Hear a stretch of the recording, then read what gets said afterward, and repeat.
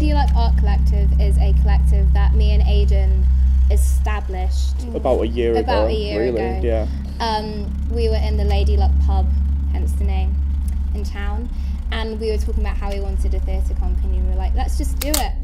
The idea really is that the two of us bring on different people on board for every exhibition and facilitate their art under a theme that is predetermined by us. So with our concepts, we find people and we facilitate their ideas. Aidan started talking to me about it in Venue on a night out. But we already knew Aidan because we were in the same class as Aidan, and then met Mia through Aidan, and then we know a lot of the people who are also involved already from other things. They just told me about it and I was like, oh, that sounds good. So I was like, yeah, I'm in. We know Aidan and Mia. I've worked with Aidan many times, and he said a while ago actually that they were thinking of doing this exhibition, and from working with him he knows that I've never done anything like this, and he was like, yo, why not? And I was like, yo, why not? And here we are. I was talking to Mia about it actually, and she was saying I'm starting this art collective and we're going to sort of have an emphasis on performance art and new kind of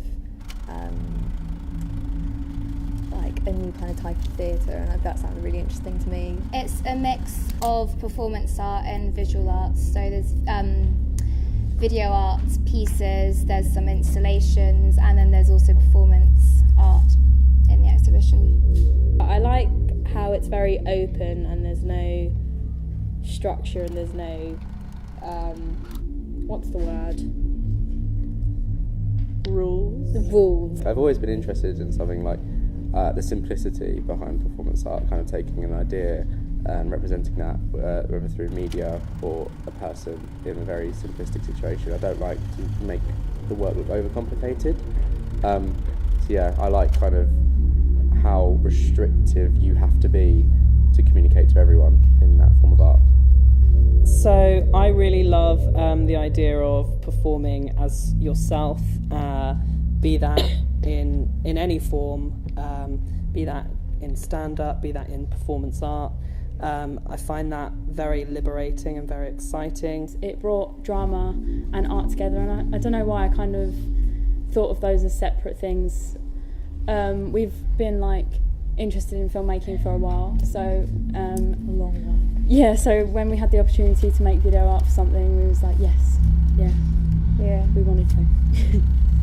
I thought it was really cool that students can do something sort of outside of the regular program of studies, whatever, and the fact that we had this group of people that were willing to do the same thing, and everyone was willing to do something different, but we all were concentrating around this idea of the modern world. That was really something that I thought, wow, that's quite inspiring, and I do want to be part of that. The ideas that we're looking at really are social media and its presence online, but we're trying to give a varied approach to it rather than being really traditional, saying that it's always bad. We're looking at different ways people can look at social media and explore it as opposed to always go against it. And then in addition to that, we're looking at the political climate and how that ties into the world we live in. And then also the idea of freedom in the technological sense, and how in our world freedom is affected in different ways to what it has been before.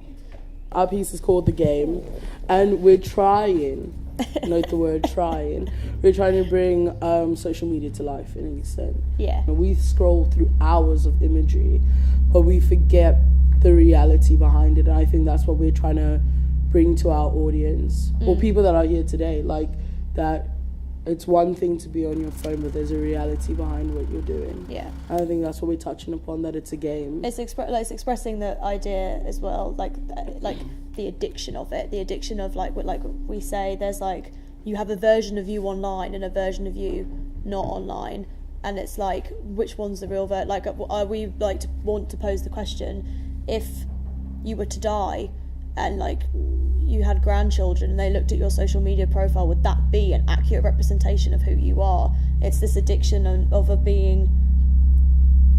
trying to look a certain way because you think everyone looks that way, when really everyone is struggling the same way you are.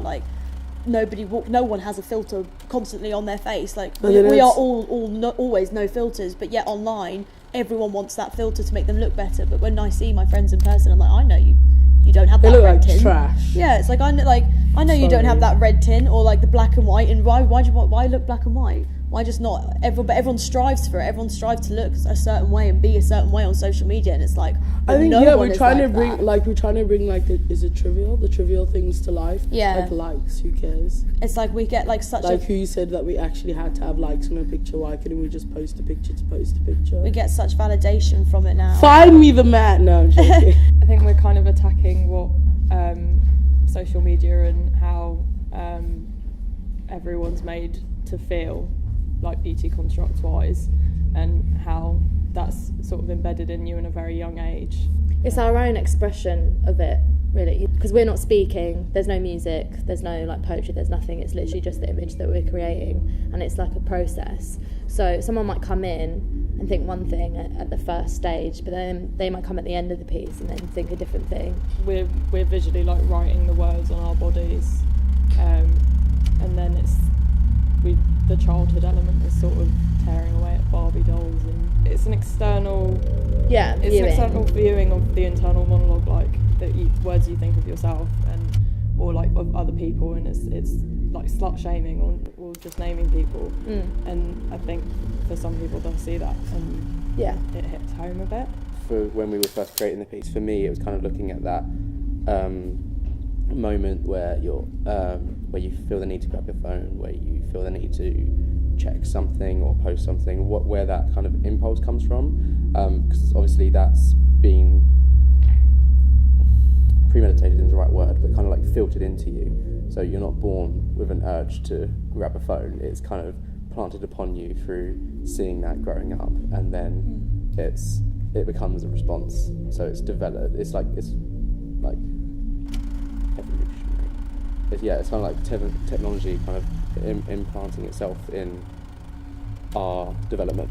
Like once again looking at the urge, it was also to do with like the fear of missing out and why are we scared of missing out, and how that's sort of reflected on ourselves and sort of people's loneliness. I feel like it's kind of like disconnection. So every time that phone rings, it's an opportunity to make a connection, like someone's outreaching. But then it completely subverts it, and so it's kind of alienating the urge or the need for communication and reliance on other people.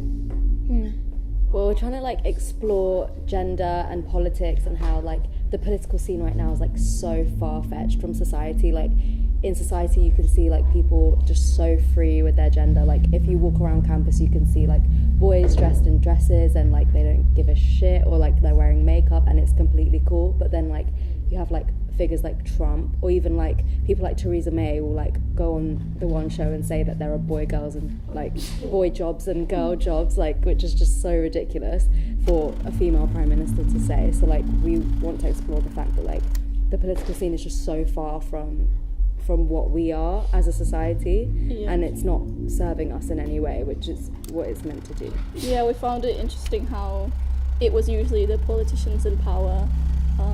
Usually with wanting to have a lot of power, they sort of try to tell people what kind of gender they should have and how they should live through that, and we thought that was quite intriguing, because does that mean it's sort of related to them having more power? The more sort of straight we are, the more sort of confined we are in a gender, does that give them more power as politicians?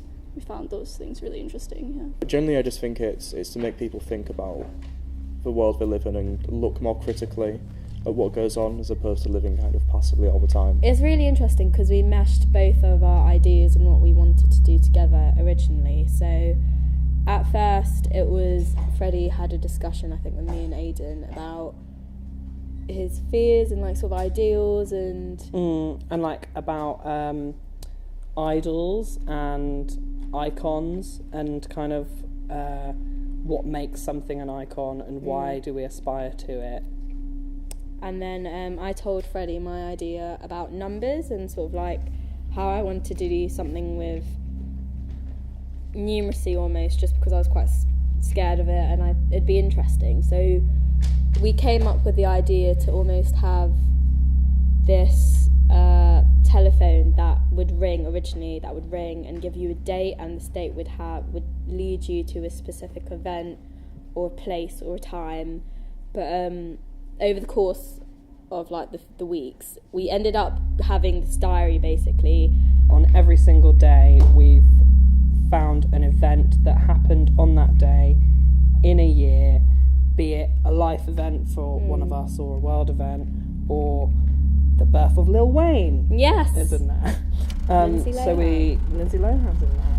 So we put those dates in among national tragedies, international tragedies, things to do with the economy, things to do with show business. They're all in there. Among these events that are personal to us and exciting to us, that are not on Wikipedia, but in the form of this diary of world events and personal events. They're kind of treated as equals.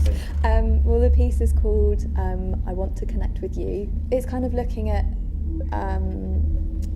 this sort of new way that we can communicate with each other, and like whether it's possible to make a connection with someone like without making eye contact or knowing what they look like, and it's not meant to be like a positive or a negative, like social media or technology is bad or good or anything. It's just sort of, this is a thing, like, and sort of exploring new ways of communicating with each other. So we're using 5 different technological devices to show the 5 human senses and their role within the modern world. It appears that we're more free to speak up and stuff, but actually maybe that's not actually true. Maybe we are more limited than we think. Even though they're looking at our screens, they should stop looking at their screens so much in general life and actually go out and adventure instead of just watching it on the TV or on your phone and stuff like that. Generally, even though it's really good. The piece is essentially, it's set out almost as in a weird kind of doctor's office, where one by one someone comes in, sits down at the desk, and I'm there, and I essentially go through a questionnaire where I consult their health, their habits, and everything to do with that. And through that I work out how much money they would be worth if they were sold as purely organs on the black market. And this kind of came from the fact that organ selling is like this increasing market because of how like bad the economy is right now. People are trying quite desperate measures to survive. But then also the fact that online it's all this whole thing about your self-worth, and it's like, well, it's not really important, because what you're really worth is just a big lump of flesh. We've currently got funding by Canterbury Arts Council to create a second exhibition after this, which will be more focused on the city of Canterbury. So the idea is really that we're just going to keep going on making exhibition projects, and hopefully also going to like creating plays. Yeah, just something new.